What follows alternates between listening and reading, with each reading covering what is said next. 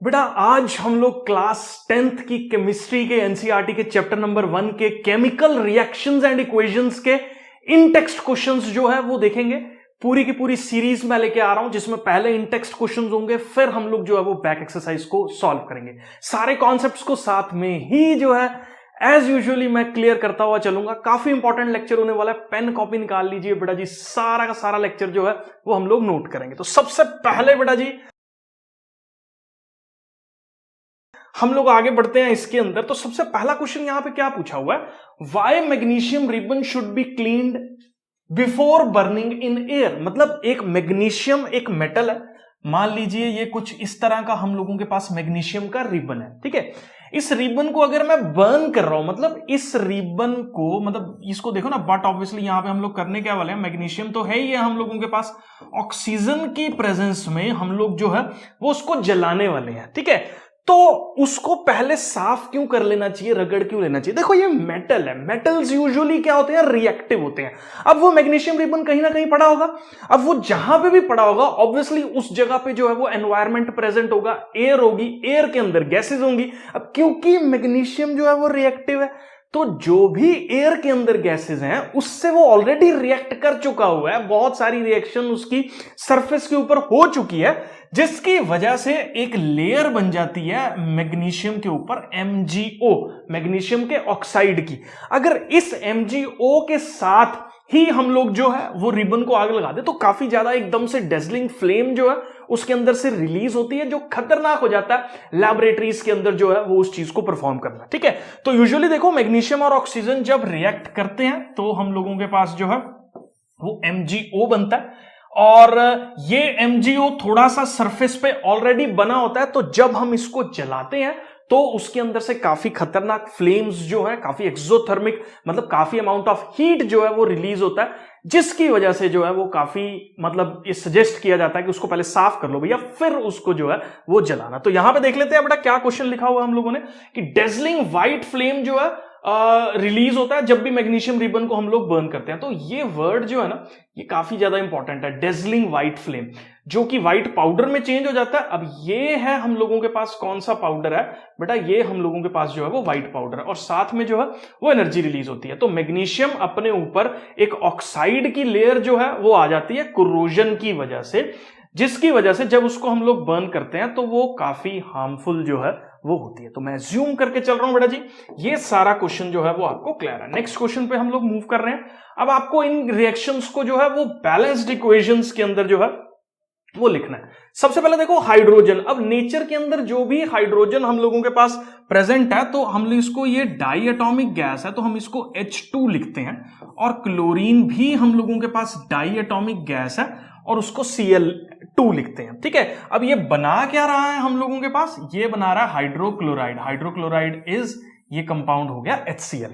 अब एक सोचने वाली बात है, रिएक्शन को बैलेंस्ड इक्वेशन की फॉर्म में लिखो। अब बैलेंस्ड इक्वेशन की फॉर्म का मतलब हम लोगों के पास क्या होता है कि जितने भी नंबर ऑफ रिएक्टेंट्स हम लोगों के पास इस साइड पे है, मतलब जितने भी एटम्स, देखो पहले मैं आपको बताता हूं, ये हम लोगों के पास एक एरो है जो सेपरेट कर रहा है कि कहां से क्या बना, डायरेक्शन बता रहा है कि किस चीज का फॉर्मेशन जो है वो हो रहा है। लेफ्ट हैंड साइड के जो भी एलिमेंट्स हैं हम लोग उनको रिएक्टेंट्स बोलते हैं, और जो राइट हैंड साइड पे हम लोगों के पास बन रहे हैं उनको हम लोग जो है वो प्रोडक्ट्स बोलते हैं। अगर ज्यादा नंबर ऑफ रिएक्टेंट्स हो तो उसको जो है वो हम लोग प्लस साइन से जो है वो सेपरेट करते हैं, जैसे A+B+C, ठीक है। अब उसके बाद ये यहां पे बोला कि इसको बैलेंस्ड इक्वेशन लिखो। बैलेंस्ड इक्वेशन का मतलब क्या है कि जितने number of atoms reactant side पे हैं किसी भी एलिमेंट के, वही सेम नंबर ऑफ एटम्स जो है वो प्रोडक्ट साइड पे भी होने चाहिए।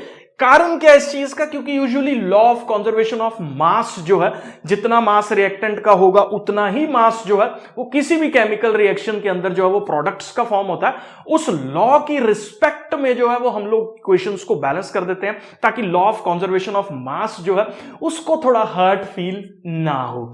तो यहां पे देखो सिंपल है, H2 है और यहां पे कितने हैं H, यहां पे सिर्फ एक ही H है, तो इसको हम लोग ऑब्वियसली 2 से मल्टीप्लाई अगर कर दें तो यहां पे देखो H2 हो गए। अब यहां पे देखो रिएक्टेंट साइड पे क्लोरीन कितने हैं, 2 है, प्रोडक्ट साइड पे भी क्लोरीन कितने हैं, 2 हैं। ठीक है, तो आप ये समझो कि ये नहीं है कि 2 सिर्फ H के साथ है, 2 हाइड्रोजन है और 2 ही हम लोगों के पास क्लोरीन है। अब कभी भी हम लोग जब इनको बैलेंसिंग करते हैं ना, तो हम जो भी यहां पे वर्ड ये मल्टीप्लायर जो इसको यूज करते हैं, इसको बोलते हैं हम लोग स्टाइक्योमेट्रिक कोएफिशिएंट। कोएफिशिएंट क्यों है? HCl का कोएफिशिएंट है, तो ये एक स्टाइक्योमेट्रिक कोएफिशिएंट जो है वो हो गया। हम हमेशा स्टाइक्योमेट्रिक कोएफिशिएंट बिफोर लिखते हैं, जो भी हम लोगों का सिंबल है या जो भी कंपाउंड का नाम है उससे पहले जो है वो उसको मल्टीप्लाई किया जाता है, ताकि रिएक्शन को जो है वो बैलेंस कर ले। अब पहले मल्टीप्लाई किया जाता है, बाद में नहीं मल्टीप्लाई किया जाता। मतलब आप इसको ऐसे नहीं लिख सकते यहां पे 2 डाल दो तो HCl2, घर का राज नहीं है, क्योंकि कंपाउंड HCl ही है, वो 2 चाहिए ताकि वो बैलेंस हो सके। ठीक है, तो मैं ज्यूम करके चल रहा हूं, थोड़ा सा आपको क्लियर हुआ। उसके बाद देखो बेटा जी, यहां पे है बेरियम क्लोराइड। तो बेटा जी मैं ना आपको बताता हूं, बेरियम का सिंबल है B और इसकी वैलेंसी 2 है, तो ये हो गया हमारे पास बेरियम का क्लोराइड। और एल्यूमिनियम का सल्फेट, अब एल्यूमिनियम हो गया ऐसे और सल्फेट जो है वो हम लोगों के पास ऐसे लिख दिया मैंने इसको। अब एक चीज मैं आपको बताता हूं बेटा, सल्फेट पे जो है वो 2 चार्ज होता है और इस पे जो है वो 3 चार्ज होता है एल्यूमिनियम पे। तो कंपाउंड कैसे बनता है, क्लास 9th में ऑलरेडी हम लोगों ने जो है वो सीखा हुआ है। तो यहां आ जाएगा एल्यूमिनियम के साथ 2 मल्टीप्लाई होगा और इधर हो जाएगा सल्फेट के साथ 3 मल्टीप्लाई। ठीक है, तो मैं ज्यूम करके चल रहा हूं बेटा जी, ये आपको जो है वो पता लग गया। ठीक है, तो मैंने इसको सिर्फ ये रिएक्शन को कंपाउंड के फॉर्मेशन के लिए जो है वो इसको इस्तेमाल किया था। अब इससे बन क्या रहा है, बेरियम का सल्फेट बन रहा है। अब यहां पे देखो हम लोगों के पास क्या फॉर्म हो रहा है, बेरियम का जो है वो सल्फेट फॉर्म हो रहा है और साथ में जो है वो देखो क्या फॉर्म हो रहा है, एल्यूमिनियम का क्लोराइड फॉर्म हो रहा है। अब बट ऑब्वियसली एल्यूमिनियम की वैलेंसी 3 है, क्लोरीन की वैलेंसी जो है वो 1 है, तो AlCl3 जो है वो हम लोगों के पास यहां पे फॉर्म होगा। ठीक है, तो अब इसको जो है वो अपने को बैलेंस करना है। अब कैसे इसको बैलेंस करेंगे, सबसे पहले एक चीज आप यहां पे देखो कि बेरियम जो है वो कितने हैं यहां पे और यहां पे भी कितने हैं, बराबर है। ठीक है, क्लोरीन यहां पे 3 है, यहां पे 2 है। क्या कर सकते हैं ऐसा कि क्लोरीन जो 3 थे उसको 2 कर दे, 2 थे उसको 3 कर दे।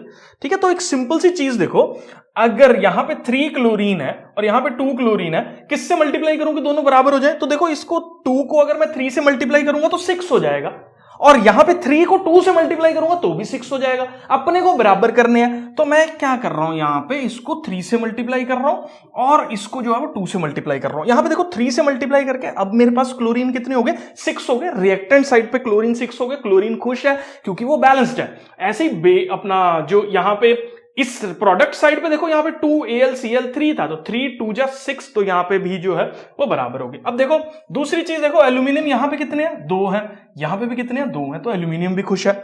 सल्फेट यहां पे कितने हैं, 3 है, यहां पे कितने हैं, 1 है, तो इसको क्या करेंगे, 3 से मल्टीप्लाई कर देंगे, तो सल्फेट भी बैलेंस हो गया। अब यहां पे देखो बेरियम 3 थे, बेरियम भी 3 हो गए, सल्फेट 3 है, 3 बैलेंस्ड हो गए, एल्यूमिनियम 2 है, 2 थे, क्लोरीन कितने, 6 है, तो 6 थे, तो रिएक्शन बैलेंस्ड होगी। ठीक है, थोड़ा सा दिमाग चलाना पड़ेगा आपको, एक एक करके एलिमेंट्स को जो है वो देखते रहो, उसके बाद उनकी बैलेंसिंग जो है वो करते रहो, उनको बराबर जो है वो करते रहो। बराबर करने के लिए 2 ही चीजें हो सकती हैं, अगर तो उनको इस तरह से कर दो कि सेम नंबर से कुछ ऐसे नंबर से मल्टीप्लाई कर दो जिससे प्रोडक्ट जो है वो सेम आ रहा हो। जैसे यहां पे देखो, यहां पे Cl2 था, यहां Cl3 था, मैंने इसको 3 से मल्टीप्लाई कर दिया ताकि 3 2 जा 6 करके 6 क्लोरीन आ जाए, और यहां पे 3 ऑलरेडी था तो इसको 2 से मल्टीप्लाई कर दिया ताकि 6 क्लोरीन जो है वो आ जाए। तो इस तरीके से जो है वो हम लोग बैलेंसिंग के कॉन्सेप्ट को जो है वो देखते हैं। तो मैं ज्यूम करके चल रहा हूं बेटा जी, ये क्वेश्चन जो है वो आपको क्लियर है। नेक्स्ट पार्ट पे जो है वो मैं मूव कर रहा हूं। नेक्स्ट देखो यहां पे, right the balanced equation with the state symbols for following reactions. अब यहां पे जो है वो अपने को सारे सिंबल्स वगैरह लिख के जो है वो इसको करना है। सॉल्यूशन ऑफ बेरियम क्लोराइड, तो बेरियम क्लोराइड का जो सॉल्यूशन है that is BaCl2 and sodium sulphate, उसके बाद सोडियम सल्फेट इज Na2SO4, क्योंकि सल्फेट जो है वो SO4 होता है हमारे पास। इन प्रेजेंस ऑफ वाटर जो है वो रिएक्ट करके हमारे पास क्या बना रहा है, इनसॉल्युबल बेरियम सल्फेट बना रहा है, तो BaSO4 बन रहा है हम लोगों के पास, and a solution of sodium chloride, और इसके साथ जो है वो हमारे पास सोडियम क्लोराइड का सॉल्यूशन जो है वो बन रहा है। अब solution of barium sulphate and sodium chloride in water, तो इसको ना हम लोग कैसे रिप्रेजेंट करते हैं, यहां पे लिख देते हैं वर्ड एक्वस। कोई भी सॉल्ट का सॉल्यूशन अगर पानी में बनता है तो उसके लिए हम लोग एक्वस वर्ड जो है वो इस्तेमाल करते हैं। अब यहां पे भी ये भी क्योंकि वाटर में फॉर्म हो रखा है, ये भी एक्वस होगा। अब दूसरा क्या है, इनसॉल्युबल। इनसॉल्युबल का मतलब है प्रेसिपिटेट बन गया।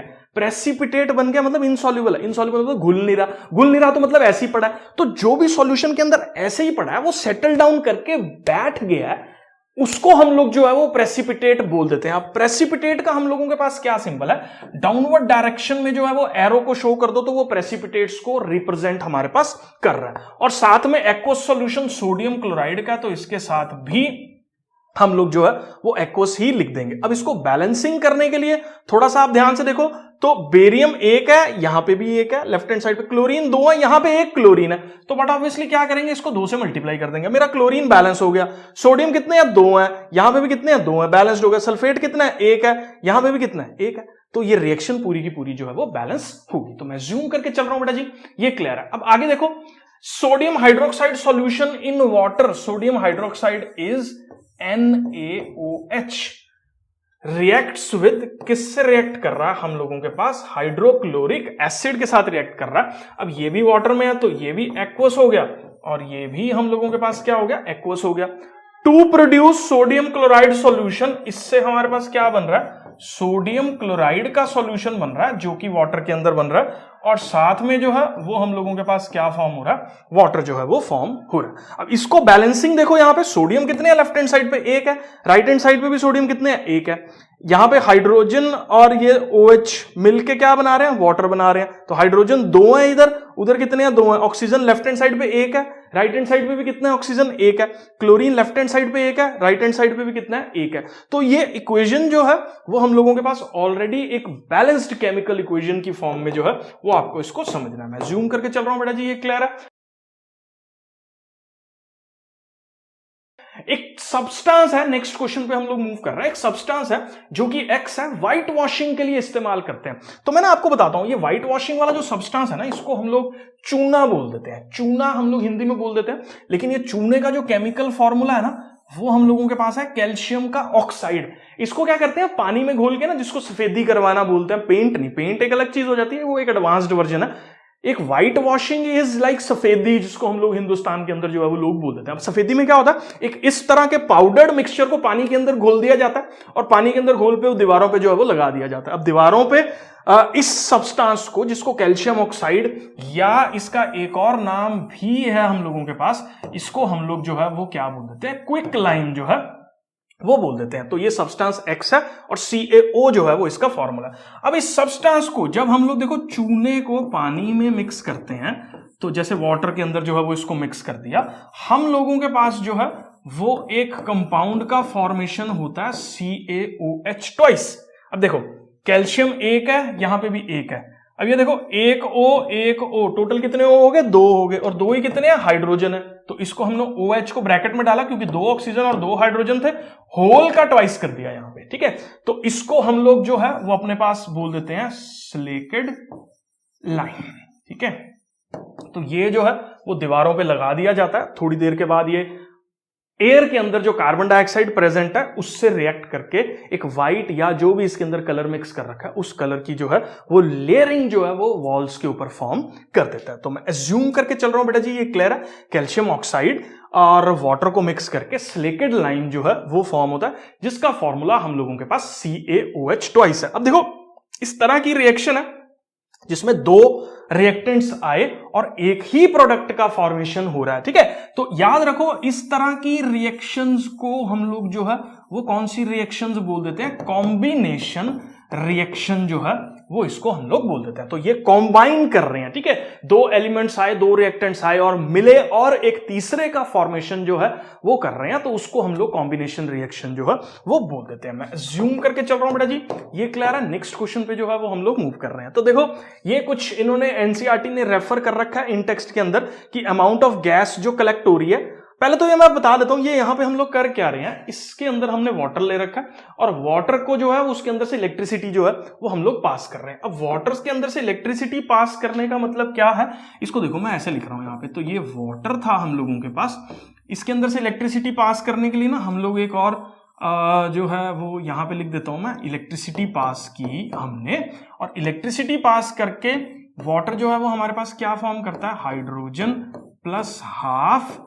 ऑक्सीजन जो है वो फॉर्म कर रहा है। या इसको अगर मैं प्रॉपर बैलेंस करके लिख दूं तो 2H2O गिव्स हम लोगों के पास twice H2 plus O2।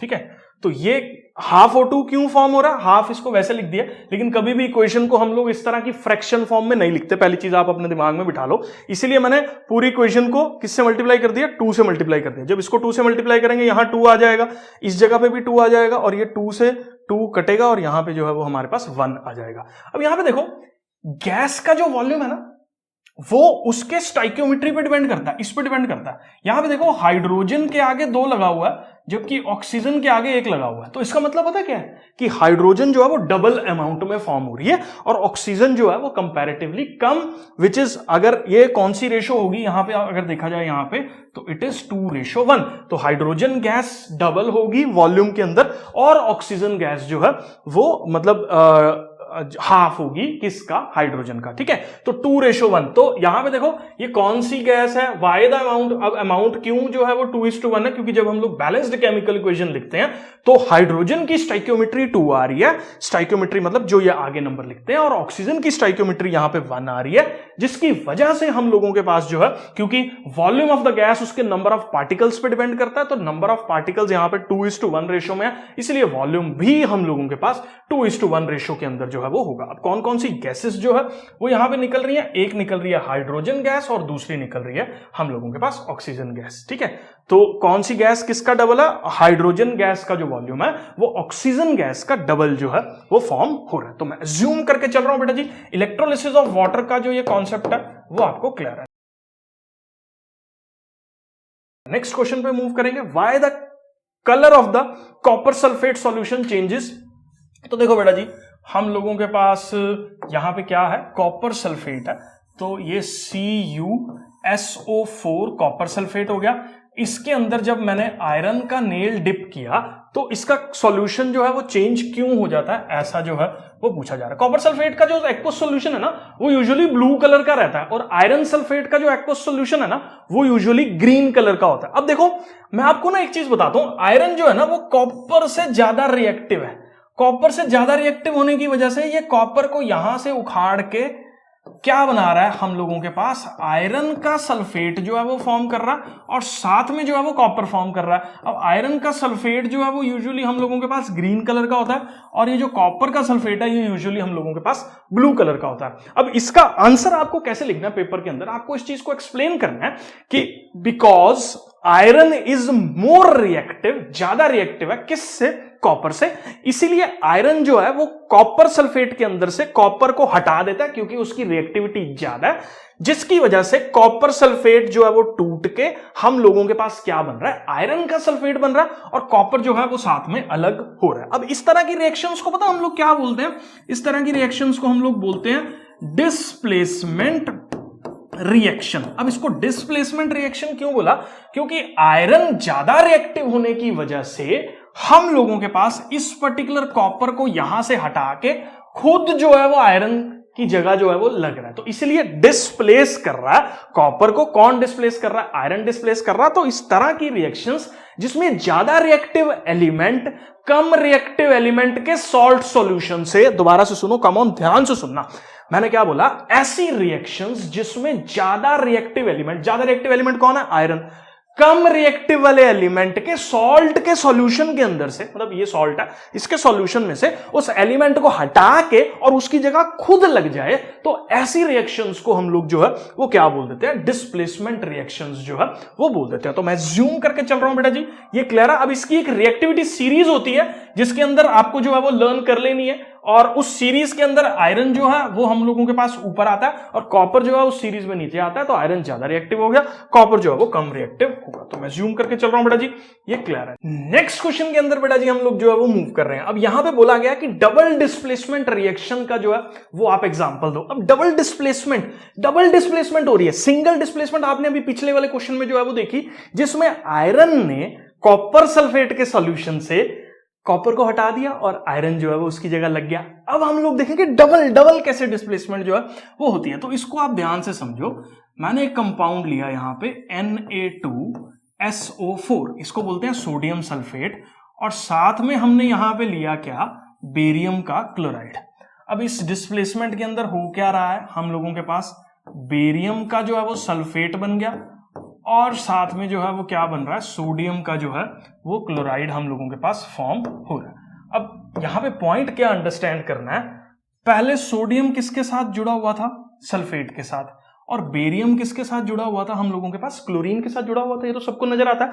Displacement कैसे हुआ, अब यहां पे हम लोगों के पास क्या चीज जो है वो देखने को मिली कि बेरियम ने अब सल्फेट को प्रेफर करा और सोडियम ने अब किसको प्रेफर करा, क्लोरीन को जो है वो प्रेफर करा। बेरियम सल्फेट के साथ जुड़ गया, डिस्प्लेस हो गए, डबल डिस्प्लेस, दोनों ने एक दूसरे को डिस्प्लेस कर दिया। मतलब ये वही हुआ कि जैसे हम लोग आए बर्थडे पार्टीज में, आजकल वो फैशनेबल बर्थडे पार्टीज होगी, पता क्या होता है, ये लो बेटा हैप्पी बर्थडे टू यू, और वो दूसरा बंदा भी कह रहा है ये लो रिटर्न गिफ्ट। वही काम हो रहा है कि भैया इसने इसको गिफ्ट दे दिया, उसने उसको गिफ्ट दे दिया, हिसाब जो है वो बराबर बिल्कुल हो गया। ठीक है, तो यहां पे सोडियम अब क्लोरीन के साथ जुड़ गया, सोडियम क्लोराइड बना दिया, बैलेंस कर दो, यहां पे 2 से मल्टीप्लाई हो जाएगा, और बेरियम जो है वो सल्फेट के साथ जुड़ गया, तो डबल एक दूसरे को जो है वो डिस्प्लेस कर रहे हैं। यहां पे बेरियम के जो है वो प्रेसिपिटेट फॉर्म होंगे। इस पर्टिकुलर रिएक्शन को डबल डिस्प्लेसमेंट रिएक्शन या प्रेसिपिटेशन रिएक्शन भी बोल देते हैं, क्योंकि ये सेटल डाउन कर जाता है किसी भी सॉल्यूशन के अंदर। अब यहां पे एक चीज और है, मैं रिएक्शन लिख देता हूं। जैसे फॉर एग्जांपल हम लोगों के पास सिल्वर का जो है वो क्लोराइड है, और हम लोगों के पास जो है वो, या ना हम लोग इसको एक और रिएक्शन लिख, ये नोट कर लो पहले, ठीक है। इसको मैं हटा के ना एक और रिएक्शन लिख रहा हूं। देखो यहां पे ले लिया मैंने AgNO3 प्लस साथ में क्या ले लिया, NaCl। ये हम लोगों के पास क्या फॉर्म कर रहा है, ये बनेगा हमारे पास AgCl बन रहा है, प्लस NaNO3 बन रहा है।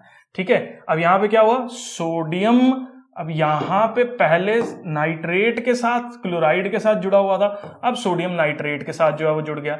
ऐसी सिल्वर जो था पहले नाइट्रेट के साथ जुड़ा हुआ था, अब सिल्वर जो है वो क्लोरीन के साथ जुड़ गया। तो इस तरह की रिएक्शंस को हम लोग जो है वो डबल डिस्प्लेसमेंट रिएक्शंस जो है वो बोल देते हैं। मैं ज्यूम करके चल रहा हूं बेटा जी, ये क्वेश्चन जो है वो आपको क्लियर है। नेक्स्ट क्वेश्चन पे जो है वो हम लोग मूव कर रहे हैं। Identify the substances that oxidises and the substances that are reduced. अब ना मैं पहले ये वाला कॉन्सेप्ट आपको जो है वो समझा देता हूं, काफी सिंपल है इस चीज को अंडरस्टैंड करना। अगर कोई भी मेटल या एलिमेंट ऑक्सीजन को गेन कर रहा है ना, ऑक्सीजन उसके अंदर आके अटैच हो रही है, तो उस मेटल को हम लोग क्या बोलते हैं कि उस मेटल का जो है वो क्या हो गया, ऑक्सीडेशन हो गया। ठीक है, अगर उस मेटल या ऑक्साइड के अंदर से ऑक्सीजन जो है वो रिमूव हो रही है ना, देखो ऑक्सीजन को गेन करना इज ऑक्सीडेशन, ऑक्सीजन को रिमूव करना इज रिडक्शन। ठीक है, तो इस तरह से ऑक्सीजन को अगर रिमूव हो रहा है तो यहां पे जो है वो रिडक्शन हम लोगों के पास हो रही है। तो यहां पे देखो ये सोडियम है और ये सोडियम का ऑक्साइड बन रहा है, मतलब सोडियम ने ऑक्सीजन को गेन किया, तो यहां पे क्या होगा, सोडियम जो है वो क्या हो गया, ऑक्सीडाइज जो है वो कर गया। अब यहां पे सिंपली आप देखो कि कॉपर का जो है वो ऑक्साइड था, इस कॉपर के ऑक्साइड ने ऑक्सीजन को जो है वो लूज कर दिया, ऑक्सीजन को लूज कर दिया, तो इस पर्टिकुलर केस में कॉपर ऑक्साइड के जो है वो हम लोगों के पास क्या होगा, रिडक्शन जो है वो हो जाएगा। तो ऑक्सीडेशन क्या हो रहा है, गेन ऑफ ऑक्सीजन है, और रिडक्शन क्या है, रिमूवल ऑफ ऑक्सीजन। किसी भी कंपाउंड के अंदर से अगर हो रहा है तो उसको हम लोग जो है वो रिडक्शन बोल देते हैं। मैं जूम करके चल रहा हूं बेटा जी, ये क्लियर है। इस पर्टिकुलर लेक्चर के अंदर सारे इन टेक्स्ट क्वेश्चंस जो भी एनसीईआरटी की टेक्स्ट बुक के अंदर लेटेस्ट वाली के अंदर जो है वो प्रेजेंट थे वो हमने सॉल्व कर दिए। सबसे पहले स्टेटमेंट पढ़ो, कौन सी चीज जो है वो स्टेटमेंट को लेके सही है नहीं सही है, ये चीज ध्यान दे लेनी है। यहां पे इनकरेक्ट जो है वो लिखा हुआ, which of the following statement is incorrect. तो पीबीओ के साथ जो है वो कार्बन ने कंबाइन किया और लेड बन रही है। तो देखो यहां बेसिकली हो क्या रहा है कि हमारे पास एक कंपाउंड है पीबीओ, जिसके अंदर हम लोगों ने कार्बन डाली, और कार्बन के डालने से Pb प्लस CO का फॉर्मेशन जो है वो हम लोगों के पास हो रहा है, CO2 का फॉर्मेशन जो है वो हम लोगों के पास हो रहा है। अब देखो यहां पे लेड के अंदर से जो ऑक्सीजन है वो रिमूव हो रही है, समझ में आता है। इसका मतलब जहां से भी ऑक्सीजन रिमूव हो रही है दैट इज, उसको हम लोग जो है वो क्या बोलते हैं अपने पास, रिडक्शन जो है वो बोल देते हैं। तो lead oxide is converted into lead, इसका मतलब क्या है कि लेड ऑक्साइड का जो है वो रिडक्शन हुआ है। सिमिलरली यहां पे देखो आप लोग, कार्बन ने जो है वो ऑक्सीजन को गेन करा, इसका मतलब कार्बन का जो है वो हम लोगों के पास क्या हो रहा है, यहां पे ऑक्सीडेशन जो है वो हो रहा है। तो कार्बन इज गेटिंग ऑक्सीडाइज्ड, ये स्टेटमेंट बिल्कुल सही है। लेड इज गेटिंग रिड्यूस्ड, ये स्टेटमेंट गलत है। Carbon dioxide is getting oxidised, carbon dioxide oxidise नहीं हो रही, कार्बन ऑक्सीडाइज हो रही है, तो ये भी स्टेटमेंट गलत है। Lead oxide is getting reduced, तो यहां पे बिल्कुल ठीक है कि यहां पे लेड ऑक्साइड का जो है वो रिडक्शन हो रहा है, तो lead oxide is getting reduced, ये भी स्टेटमेंट जो है वो सही है। तो इस पर्टिकुलर के अंदर जो है वो हम लोगों के पास ये दोनों स्टेटमेंट्स जो है वो सही होगी। गलत स्टेटमेंट कौन सी है, ये स्टेटमेंट जो है वो गलत है, और ये भी स्टेटमेंट जो है वो गलत है। तो इसीलिए ए और बी जो है वो इसका करेक्ट आंसर जो है वो होने वाला है। तो ये चीज ध्यान देनी है, ये दोनों सही मैंने टिक करे हैं, तो ये दोनों जो है वो गलत है, तो इसलिए ए पार्ट जो है वो इसका करेक्ट आंसर जो है वो हम लोगों के पास होगा। मैं जूम करके चल रहा हूं बेटा जी, ये क्लियर है। नेक्स्ट क्वेश्चन पे जो है वो हम लोग मूव कर रहे हैं। नेक्स्ट क्वेश्चन हम लोगों के पास क्या बोलता है, यहां पे देखो मैं एक बार रिएक्शन सारी ना दोबारा से लिख देता हूं ताकि ये इजी हो जाता है चीजों को अंडरस्टैंड करना। तो आयरन का ऑक्साइड है, ये थर्माइट रिएक्शन बोलते हैं इसको, एल्यूमिनियम इसके अंदर हम लोगों ने डाला और हम लोगों के पास ये क्या चीज को फॉर्म कर रहा है, एल्यूमिनियम के ऑक्साइड को फॉर्म कर रहा है, और साथ में जो है वो आयरन जो है वो यहां पे फॉर्म कर रहा है। अब ये देखो कॉम्बिनेशन तो बिल्कुल भी नहीं है। देखो यहां पे हुआ क्या, एल्यूमिनियम ने आयरन को उसकी जगह से हटाया और उसकी जगह पे आके जो है वो खुद लग गया, तो aluminium replaced, displaced iron from its oxide. तो डिस्प्लेसमेंट रिएक्शन तो ये नजर ही आ रही है। अब यहां पे कुछ भी ऐसा नहीं है कि इनकरेक्ट है या नहीं है, तो ये डिस्प्लेसमेंट रिएक्शन है। कारण क्या है इसका डिस्प्लेसमेंट रिएक्शन होने का, क्योंकि एल्यूमिनियम ने आयरन ऑक्साइड के अंदर से आयरन को हटाया और उस आयरन ऑक्साइड की जगह आके यहां पे खुद ऑक्सीजन के साथ अटैच हो गया, तो डिस्प्लेस किया आयरन को, उसकी जगह खुद लग रहा है, तो इसीलिए इस पर्टिकुलर को जो है वो हम लोग डिस्प्लेसमेंट रिएक्शन जो है वो बोल देते हैं। मैं जूम करके चल रहा हूं बेटा जी, ये क्लियर है। नेक्स्ट क्वेश्चन पे जो है वो हम लोग मूव कर रहे हैं। नेक्स्ट क्वेश्चन हम लोगों के पास क्या बोलता है, ध्यान से जो है वो बेटा पढ़ लें। What happens when dilute hydrochloric acid is added to iron fillings.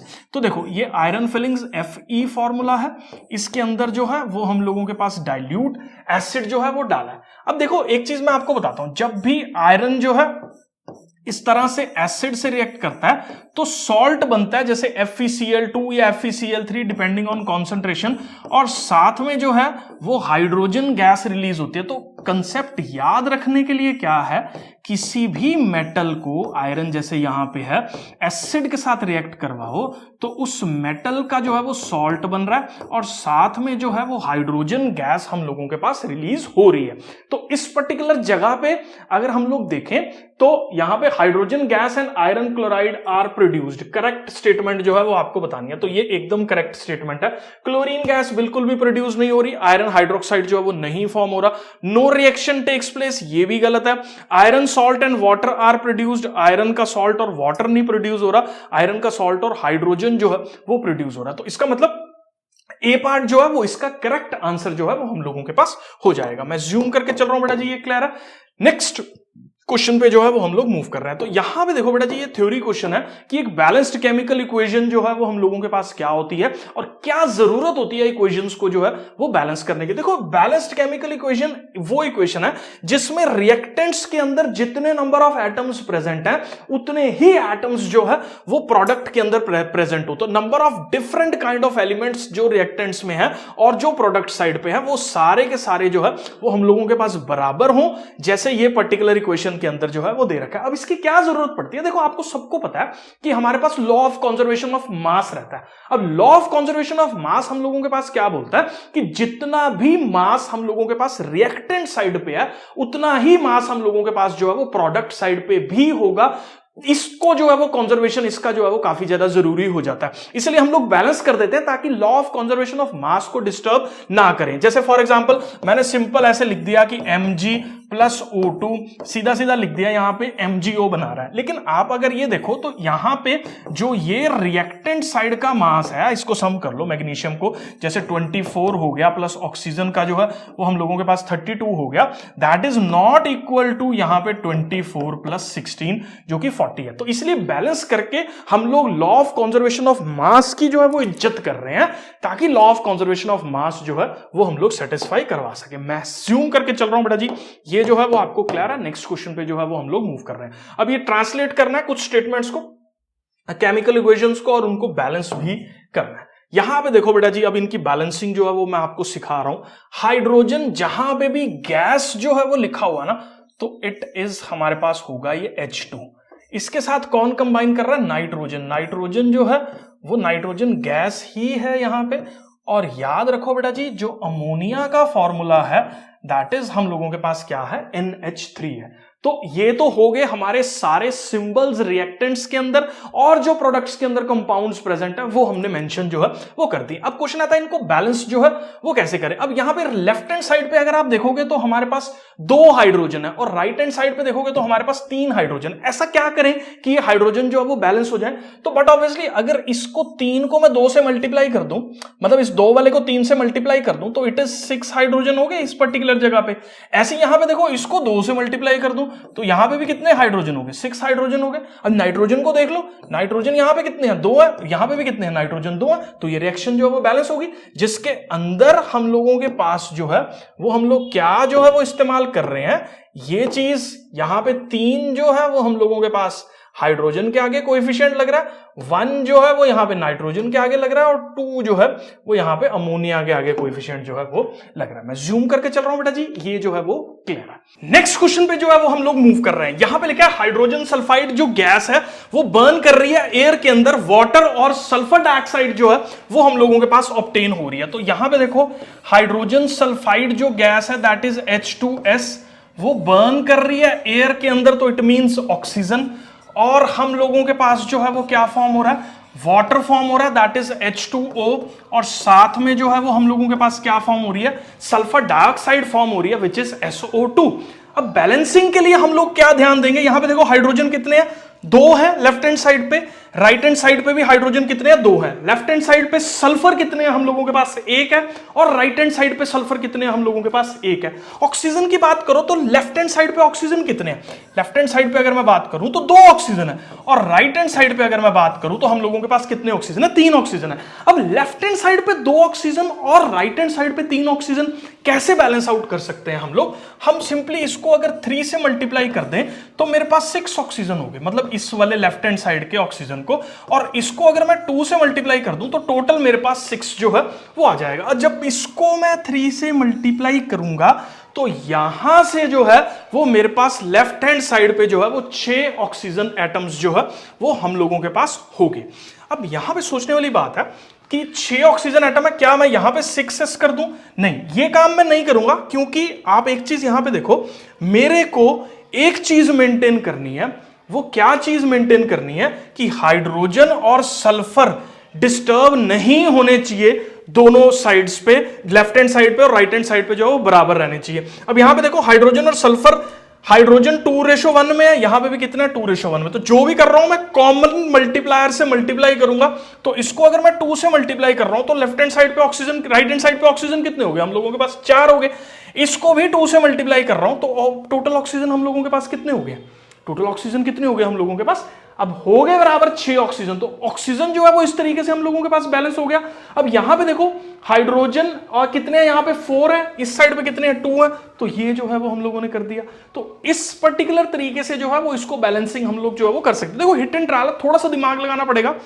मैं एक बार फिर से जो है वो यहां से आपको बताता हूं, क्योंकि ये 3 का मल्टीप्लायर अचीव करना तो काफी सिंपल था, ठीक है। उसके बाद जो है वो आपको दिमाग जो है वो इसके अंदर लगाना है, बहुत ज्यादा दिमाग नहीं, हिट एंड ट्रायल से चीजें काफी आपको जो है वो निकल के मिलेंगी। अब यहां पे देखो H2, इट इज H2 और साथ में क्या है? S है, ठीक है ना। और अपने को क्या करना है? यहां पे H2 ऑक्सीजन के साथ अटैच है और यहां पे भी ऑक्सीजन के साथ सल्फर डाइऑक्साइड जो है वो अटैच है। अब अपने को इसको ऐसे डिस्ट्रीब्यूट करना है कि टोटल 6 ऑक्सीजन अपने को जो है वो यहां पे मिल जाए। 6 ऑक्सीजन के मिलने के लिए लेकिन एक चीज अपने को ध्यान देनी है कि इनका कोएफिशिएंट सेम होना चाहिए। क्यों? क्योंकि रेशियो अपने को डिस्टर्ब नहीं करना। कोएफिशिएंट सेम करने के लिए इसको भी 2 कर दो, इसको भी 2 कर दो। तो यहां पे जब 2 और 2 हो गया तो यहां पे राइट हैंड साइड पे ऑक्सीजन देखो कितने हो रहे हैं, ये 2 और ये कितने हो गए 4, तो 6 ऑक्सीजन हो गए यहां पे। अब यहां पे लेफ्ट हैंड साइड पे देखो हाइड्रोजन कितने हैं, यहां पे H4 है, यहां पे कितने हैं, इसको 2 से मल्टीप्लाई कर दो तो ये बैलेंस हो गया। तो इस पर्टिकुलर तरीके से जो है वो इस इक्वेशन को हम लोग जो है वो बैलेंस कर सकते हैं। थोड़ा सा टिपिकल है, दिमाग चलाना पड़ेगा क्योंकि 2 में स्प्लिटिंग जो है वो हो रही है ऑक्सीजन की, उसको आपको जो है वो इस तरीके से करना पड़ेगा कि ये पूरा जो है वो बैलेंस है। आई होप बेटा जी ये क्लियर है। नेक्स्ट क्वेश्चन पे जो है वो हम लोग मूव कर रहे हैं। नेक्स्ट पार्ट इसका हम लोगों के पास क्या है, बैलेंस द केमिकल इक्वेशन। अब ये नेक्स्ट क्वेश्चन है जिसमें बैलेंस करनी है कोई भी केमिकल इक्वेशन यहां पे जो है जो दे रखी है। तो इसको देखते हैं बेटा जी हम लोग। HNO3 नाइट्रिक एसिड है, ये कैल्शियम हाइड्रोक्साइड है, कैल्शियम नाइट्रेट बना रहा है और हम लोगों के पास जो है वो वाटर बना रहा है। अब इसको ना बैलेंसिंग करने का मैं आपको एक तरीका बताता हूं, इस पे फोकस करो जरा। ये हम लोगों के पास क्या है, नाइट्रेट है NO3। इसको पूरा एज ए कॉम्बिनेशन की फॉर्म में देखो क्योंकि ये ब्रेक नहीं कर रहा है यहां पे, तो इसको एज ए कॉम्बिनेशन की फॉर्म में ही अगर आप देखो तो ये कितने हैं, यहां पे 2 है, यहां पे कितना है NO3 1 है। इसको पूरे को ही मैं 2 से मल्टीप्लाई अगर कर दूं तो मेरा नाइट्रेट पूरा का पूरा ग्रुप जो है वो बैलेंस हो गया। कैल्शियम लेफ्ट हैंड साइड पे कितने हैं, इतने 1 है, और यहां पे भी कितना है 1 है। हाइड्रोजन यहां पे कितने हैं हम लोगों के पास 2, और यहां पे कितने हैं, यहां पे 2 और ये 4 है यहां पे। देखो ना लेफ्ट, यहां तक समझ में आया ना, नाइट्रेट हमने बैलेंस कर दिया। उसके बाद अगर हाइड्रोजन की बात करो तो लेफ्ट हैंड साइड पे हाइड्रोजन कितने हैं, देखो ये 1 और ये 2 हो गए, और ये 2 1 जा, यहां पे 1 है ना, तो 2, तो 2 + 2 कितने हो गए हम लोगों के पास 4 हाइड्रोजन जो है वो हमारे पास लेफ्ट हैंड साइड पे हो गए। लेकिन यहां पे राइट हैंड साइड पे देखो तो 2 ही है, तो इसको क्या करो, यहां पे अगर मैं 2 कर दूं तो अब मेरा हाइड्रोजन भी बैलेंस होता हुआ जो है वो दिखाई दे रहा है। यहां तक समझ में आता है ना। उसके बाद अगर मैं बात करूं बेटा जी लेफ्ट हैंड साइड पे ऑक्सीजन कितने हैं यहां पे लेफ्ट हैंड साइड पे, तो लेफ्ट हैंड साइड पे ये हो गए हमारे पास 6 ये और 2 ये, 8 ऑक्सीजन है। यहां पे कितने, 3 2 जा 6 और यहां पे 2 8 ऑक्सीजन हो गए। ये पूरी की पूरी रिएक्शन जो है वो बैलेंस्ड हो गई। ठीक है, कई बार ना बेटा मैं ना एक चीज आपको बताता हूं, मैंने ये यूजुअली देखा है बच्चों के अंदर, उनको ना ये नंबर कैलकुलेट ही नहीं करने आते हैं कि एग्जैक्ट जो है वो कितने नंबर हो। इसलिए मैं ना आपको यहां पे समझा देता हूं। जैसे मान लो ये दे रखा है CaNO3, ध्यान से सुनना यार इस चीज को, ये यूजुअली बताया, मतलब ये ऐसा अंडरस्टूड किया जाता है कि 9th में आपने ऑलरेडी सीखा हुआ और इतनी अंडरस्टैंडिंग आपको है, बट स्टिल मैं बता रहा हूं। इस कंपाउंड के अंदर अगर मैं बात करूं ना बेटा जी, तो ये कैल्शियम कितने हैं, यहां पे 1 है क्योंकि यहां 1 है। अब ये ब्रैकेट में ट्वाइस का मतलब है कि इस पर्टिकुलर जगह पे नाइट्रोजन 2 है और ऑक्सीजन 3 × 2, ऑक्सीजन कितने हो गए 6 हो गए, तो नाइट्रोजन हमारे पास 2 हो गए और ऑक्सीजन कितने हो गए हम लोगों के पास 6 ऑक्सीजन जो है इस पर्टिकुलर जगह के अंदर हम लोगों के पास प्रेजेंट है। तो इससे जो है वो हम लोग इन कंपाउंड्स के अंदर टोटल नंबर ऑफ एटम्स कितने प्रेजेंट है वो हम लोग निकाल सकते हैं। ऊपर की बैलेंसिंग जो है वो मैंने आपको सिखा दी। अगला क्या है हमारे पास, NaOH और H2SO4 जो है वो Na2SO4 और H2O बना रहा है। अब इसको बैलेंस करना है। यहां पे देखो सीधा नजर आ रहा है नाइट्रोजन, सोडियम जो है वो 1 है, यहां पे सोडियम कितने हैं 2 है, तो एक काम पहले ही कर दो, वो क्या कि यहां पे 2 लगा दो। अब इसको फिर उसके बाद जो है वो देखना शुरू करो। ये देखो पूरा का पूरा सल्फेट ग्रुप है, यहां पे पूरा का पूरा सल्फेट ग्रुप जो है वो उठ के आ गया। सोडियम भी खुश हो गया, यहां पे सोडियम भी 2 है। बचा क्या हम लोगों के पास, वाटर। हाइड्रोजन कितने हैं देखना, ये OH है, OH कितने हैं ट्वाइस है, तो 2 हाइड्रोजन 2 ऑक्सीजन हो गए। यहां पे क्या हो गया देखो 2 हाइड्रोजन हो गए और 2 कितने हो गए ऑक्सीजन हो गए, और यहां पे देखो क्या हो गया 2 हाइड्रोजन हो गए। टोटल हाइड्रोजन कितने हो गए हमारे पास 4 हाइड्रोजन हो गए और 2 क्या हो गए ऑक्सीजन हो गए। अब यहां पे कितने हैं राइट हैंड साइड पे 2 हाइड्रोजन है और 1 क्या ऑक्सीजन है। क्या करो सिंपल 2 से मल्टीप्लाई कर दो, क्योंकि जब इसको आप डबल कर दोगे तो ये इसके बराबर हो जाएगा हाइड्रोजन जो, तो हो गया बैलेंस।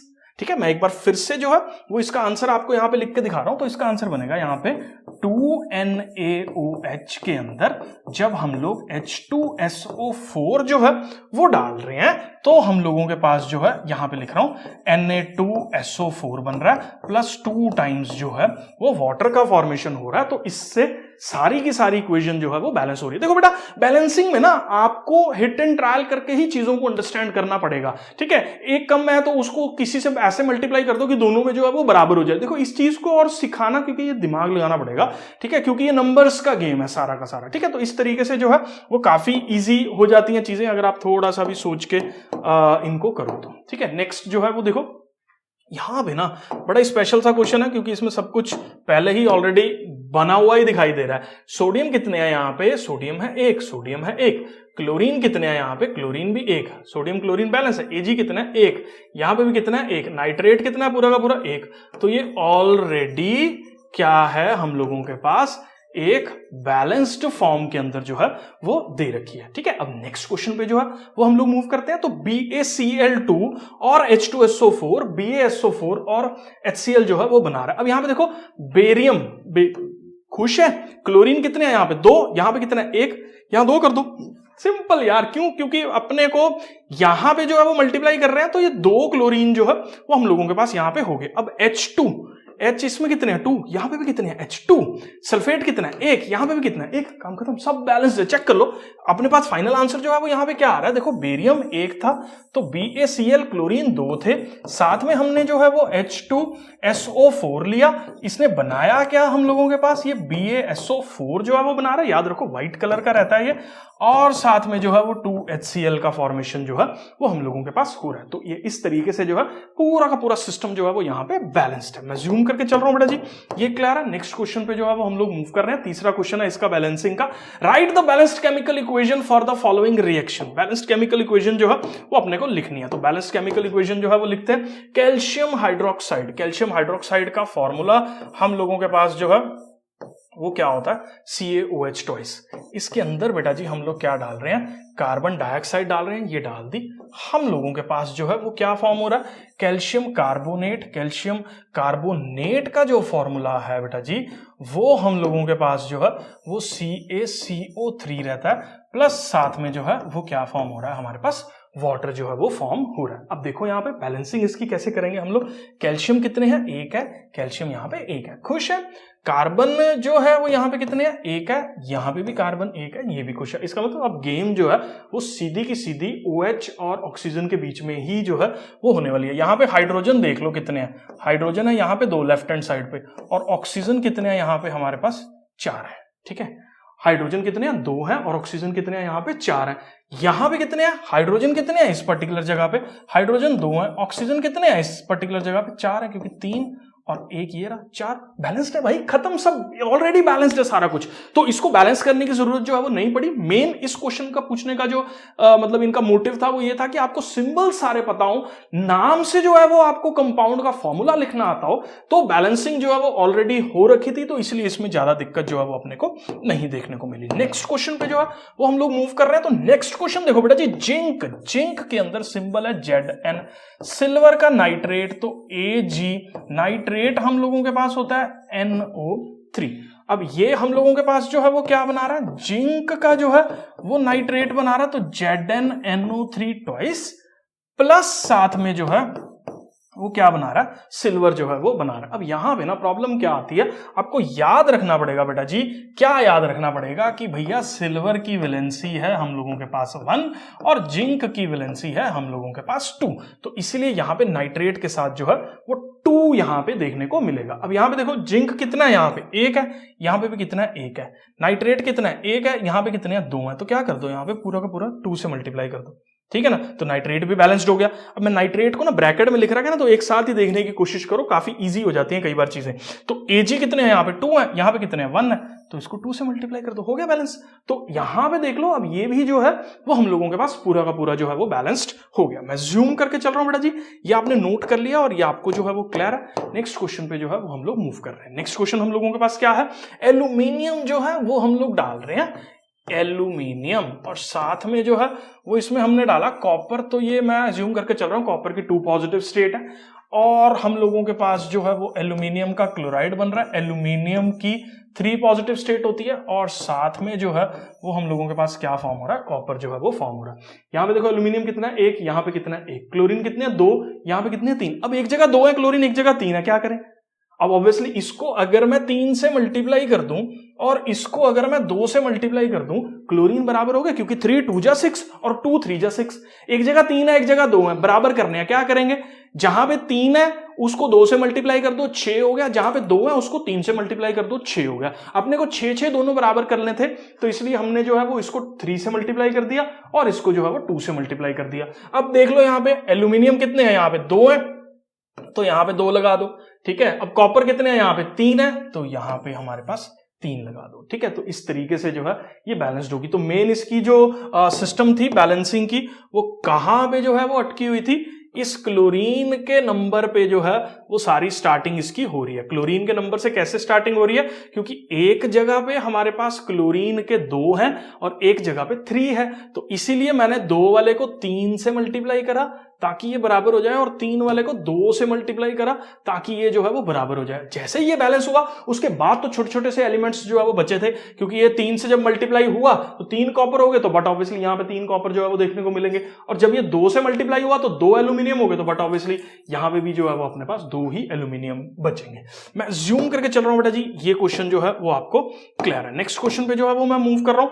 बेरियम क्लोराइड, बेरियम की जो वैलेंसी है बेटा जी याद रखो 2 पॉजिटिव होती है, तो ये बेरियम क्लोराइड हो गया plus potassium sulphate, potassium sulphate is K2SO4।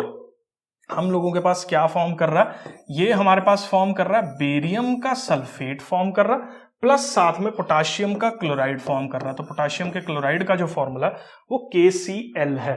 यहां पे देखो बेरियम कितना है, 1 है, यहां पे भी कितना है, 1 है। सल्फेट कितना है, 1 है, यहां पे भी कितना है, 1 है। अब क्या करें, यहां पे पोटाशियम कितने हैं, 2 है, यहां पे कितना है, 1 है, तो क्या कर दो, इसको 2 से मल्टीप्लाई कर दो, ठीक है ना। तो पोटाशियम बैलेंस हो गया। यहां पे क्लोरीन कितने हैं, 2 है, यहां पे भी क्लोरीन अब कितने हो गए, 2 हो गए, तो बैलेंस्ड है, ठीक है। सारे के सारे एलिमेंट्स तो बैलेंस्ड है, कोई भी तो ऐसा नहीं है जो ना बैलेंस्ड हो। तो ये इस तरीके से जो है वो इसकी बैलेंसिंग हम लोग कर सकते हैं। मैं जूम करके चल रहा हूं बेटा जी, ये क्वेश्चन जो है वो आपको क्लियर है, आई होप ये नोट कर लिया। नेक्स्ट क्वेश्चन पे जो है वो हम लोग मूव कर रहे हैं। नेक्स्ट क्वेश्चन है right the balanced chemical equation for the following, ठीक है। तो इसको जो है वो देख लेते हैं। पोटाशियम ब्रोमाइड एक्वस, देखो इसको लिखना कैसे है, KBr और साथ में बोला इसने एक्वस, तो ये हमने एक्वस ले लिया प्लस साथ में बेरियम आयोडाइड। याद रखो बेरियम की वैलेंसी जो है वो 2 है, तो इसलिए बेरियम आयोडाइड, एक्वस लिखा है यहां पे तो इसलिए AQ लिख दिया, यहां पे भी AQ लिख दिया, एरो लगाया हमने। पोटाशियम आयोडाइड, पोटाशियम का जो फॉर्मूला है वो 1 पॉजिटिव वैलेंसी वाला है, तो इसलिए Ki होगा। और बेरियम ब्रोमाइड, और बेरियम ब्रोमाइड जो है BaBr2 एक्वस जो है ये हम लोगों के पास होगा। अब इसको बैलेंस करना, इसको बैलेंस करना भी सिंपल है। यहां पे देखो ब्रोमीन कितने हैं, यहां पे 2 हैं, उधर कितने हैं, यहां पे कितना है, 1 है, लेफ्ट हैंड साइड पे 1 है, उधर कितने हैं, 2 हैं, तो बट ऑब्वियसली इसको 2 से मल्टीप्लाई कर देते हैं। आयोडीन कितने हैं, इधर 2 हैं, इधर कितना है, 1 है, तो इसको भी 2 से मल्टीप्लाई कर देते हैं। अब देखना जरा हुआ बैलेंस कैसे, देखो पोटाशियम 2, पोटाशियम 2, ठीक है, खुश है। ब्रोमीन 2, ब्रोमीन 2, ये भी खुश है, ये पूरा खुश हो गया, ठीक है, ये पूरा अपने पास हैप्पी है। Ba कितना है, 1, Ba कितना है, 1, आयोडीन कितना है, 2, आयोडीन कितना है, 2, बैलेंस्ड, खुश, डन, ठीक है। तो ये जो है वो अपने पास बैलेंसिंग जो है वो होगी। नेक्स्ट क्वेश्चन पे देखो, अगले वाले में देखो यहां पे क्या हो रहा है, जिंक कार्बोनेट है, तो जिंक कार्बोनेट इज ZnCO3। इसको अगर हम लोग हीट करते हैं तो ये फॉर्म कर रहा है ZnO, और कार्बन डाइऑक्साइड जो है ये फॉर्म कर रहा है, यहां पे लिख दो गैस, यहां लिख दो सॉलिड, और यहां पे भी लिख दो सॉलिड। जब भी यहां पे ये चीज मेंशन है ना, तो आपको बैलेंस्ड केमिकल इक्वेशन के अंदर सारी चीजें जो है वो आपको लिखनी है, नहीं तो पेपर में मार्क्स कटने के चांसेस जो है वो रहते हैं। क्योंकि बैलेंस्ड केमिकल इक्वेशन है तो आपको सब बताना है, उसकी स्टेट क्या है, सब कुछ आपको उस पर्टिकुलर इक्वेशन के अंदर जो है वो शो करना है। अब ये देखो, ये तो मेरे को बैलेंस्ड दिख रही है, कैसे, यहां पे जिंक कितना है, 1, यहां पे भी कितना है, 1, कार्बन कितना है, 1, यहां पे भी कितना है, 1, ऑक्सीजन कितने हैं, 3, यहां पे कितने हैं, 1 ये और 2 ये, 1 और 2 कितने हो गए, 3, तो ये बैलेंस्ड हो गया, तो इसको बैलेंस करने की जरूरत नहीं पड़ी, ठीक है। मैं जूम करके चल रहा हूं बेटा जी, ये क्लियर है। नेक्स्ट क्वेश्चन पे जो है वो हम लोग मूव कर रहे हैं। नेक्स्ट क्वेश्चन पे देखो हम लोगों के पास क्या दे रखा है, हाइड्रोजन गैस है, तो हाइड्रोजन गैस सबको पता है H2 लिखना है और साथ में जो है वो आपको गैस लगाना है, और ये क्लोरीन हो गया, ये भी साथ में जो है वो गैस लगा दिया। और यहां पे ये तो बहुत ही सिंपल है इसको बैलेंस करना, मुझे लगता है आपने अभी तक कर भी लिया होगा शायद। ये भी हाइड्रोजन फॉर्म कर रहा है। हाइड्रोजन कितने हैं, लेफ्ट हैंड साइड पे 2, राइट हैंड साइड पे कितने हैं, 1, क्या करें 2 से मल्टीप्लाई कर दो, 2 से मल्टीप्लाई कर दिया तो कितने हो गए हाइड्रोजन, 2 हो गए, बैलेंस्ड हो गया, खुश है। क्लोरीन, क्लोरीन कितने हैं लेफ्ट हैंड साइड पे? 2, राइट हैंड साइड पे भी देखो 2 इंटू क्लोरीन कितने थे? 1 थे, तो ये बैलेंस्ड है। ठीक है, तो इस तरीके से जो है वो हम लोग इसको सारे को जो है वो बैलेंस कर सकते हैं। खुश हो गया ये वाला भी जो है। अब ये मैग्नीशियम सॉलिड है, मैग्नीशियम मेटल है इसलिए सॉलिड है, तो यहां पे लिख दिया हमने सॉलिड, प्लस साथ में जो है वो मेटल के साथ एसिड डालेंगे एक्वस सॉल्यूशन के अंदर, और हम लोगों के पास क्या फॉर्म हो रहा है? मैग्नीशियम का क्लोराइड फॉर्म हो रहा है। अब ये फॉर्मूलाज वगैरह ये 9th का कॉन्सेप्ट है, तो MgCl2 यहां पे फॉर्म होगा एक्वस के अंदर, और प्लस जो है वो हम लोगों के पास हाइड्रोजन गैस फॉर्म हो रही है, तो हाइड्रोजन जो है वो हम लोगों के पास एक गैस की फॉर्म में बन रहा है H2, ये यहाँ पे G जो है वो बन जाएगा। ठीक है, कई बार इसमें अपवर्ड एरो से भी हम लोग जो है वो शो कर देते हैं गैस को, आप किसी भी एक से शो कर देना। मैग्नीशियम कितने हैं यहाँ पे? 1 है, यहाँ पे कितने हैं? 1 है, खुश है जी। हाइड्रोजन कितने हैं? 1 है, यहाँ पे कितने हैं? 2 है, तो खुश करो जी। क्लोरीन कितने हैं? अब इसको 2 से मल्टीप्लाई कर दी ना, हाइड्रोजन बराबर हो गए, क्लोरीन कितने हैं यहाँ पे? 2 1 जा 2, ये 2 क्लोरीन है, यहाँ पे कितने? 2 क्लोरीन है, खुश है, हैप्पी मॉलिक्यूल। ठीक है, तो इस तरीके से जो है ये वाला क्वेश्चन भी हम लोगों का बैलेंस्ड हो गया। मैं जूम करके चल रहा हूं बेटा जी, ये क्लियर है। नेक्स्ट जो है, नेक्स्ट क्वेश्चन पे जो है वो हम लोग मूव कर रहे हैं, तो हम लोगों ने बताना है कि एक्सोथर्मिक और एंडोथर्मिक रिएक्शंस जो है वो कौन सी हम लोगों के पास जो है वो होती हैं। तो नाम से ही जो है वो पता लग रहा है, एक्सो का मतलब है किसी चीज को रिलीज करना, और थर्म का जो मतलब होता है, हम लोगों के पास थर्म जो वर्ड आया है वो हम लोगों के पास कहां से आया? हीट से आया, और ये वर्ड जो है वो कहां से आया? रिलीज से आया। तो जो भी केमिकल रिएक्शंस हम लोगों के पास जिनके अंदर भी हीट रिलीज हो रही है, मतलब 2 चीजें रिएक्ट कर रही हैं और हीट जो है वो रिलीज होती है, ऐसी रिएक्शंस को हम लोग जो है वो एक्सोथर्मिक रिएक्शंस जो है वो बोल देते हैं। और इसी के अंदर एक और टर्म अगर हम लोग दूसरी एनालाइज करें तो दैट इज एंडो। एंडो का मतलब है एब्जॉर्ब होना, तो जहां पे जिन केमिकल रिएक्शंस के अंदर हीट एब्जॉर्ब हो रही है उन रिएक्शंस को हम लोग एंडोथर्मिक रिएक्शंस बोल देते हैं, और जिन भी केमिकल रिएक्शंस के अंदर जो है वो हीट रिलीज हो रही है उनको हम लोग जो है वो एक्सोथर्मिक रिएक्शंस बोल देते हैं। एग्जांपल से मैं आप लोगों के साथ जो है वो डिस्कस करता हूं, यहां पे भी मैंने लिखा हुआ, जैसे फॉर एग्जांपल हम लोगों के पास मीथेन है, और मीथेन को मैं ऑक्सीजन की प्रेजेंस में जो है वो रिएक्ट करवा रहा हूं ऑक्सीजन के साथ, और हम लोगों के पास कार्बन डाइऑक्साइड बनती है, साथ में जो है वो वाटर बनता है, साथ में बहुत सारा अमाउंट ऑफ हीट जो है वो निकलती है इसके अंदर से। तो ऐसी रिएक्शंस जहां पे हीट निकल रही है, ऐसी रिएक्शंस को हम लोग कौन सी कैटेगराइज करेंगे? हम लोगों के पास ये कौन सी कैटेगरी की रिएक्शंस हो जाएंगी? These are exothermic reactions. और एंडोथर्मिक रिएक्शंस हम लोगों के पास कौन सी होने वाली हैं?